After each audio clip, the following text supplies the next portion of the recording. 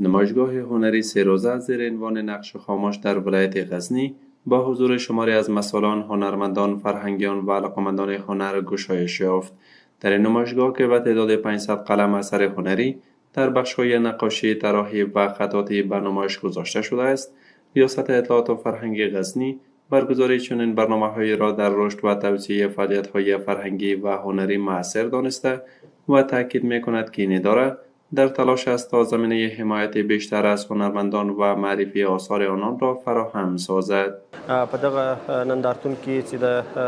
نقش خاموش تر عنوان لاندې جوړه شوې ده، شاوخوا 1500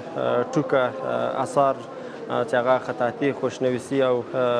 د هنر بېلابېلې برخې پکې شاملې دي. هغه نقاشي شوي دي او ډېر په زړه پورې اثار دلته شتون لري. د غزني اطلاعات فرهنګ ریاست په دې هڅه کې دی تر څو د هنر او هنرمندانو ترڅنګ پاتې شي. هر هغه څه چې د ریاست په توان کې وي هغه به انشاءالله دریغ نه کړي. هدف از این نمایشگاه همون توانایی و خلاقیت استاداست و هنرمنداست که در این نمایشگاه هنرمندا را کسی ببینه و همچنان ترویج فرهنگ هنر و نقاشی و خطاطی و احساس رنگ در این نقاشی در این نمایشگاه کسی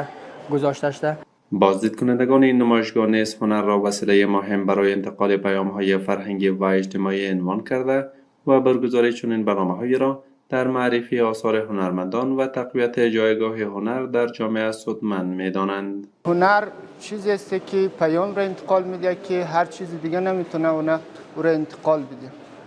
و او کسی که هنر جایگاه هنر را میشناسه و میدانه و وقتی من یک آثار هنری را بررسی می‌کنم و میبینم پیام هایی را از او میگیره که خیلی عمیق، خیلی دقیق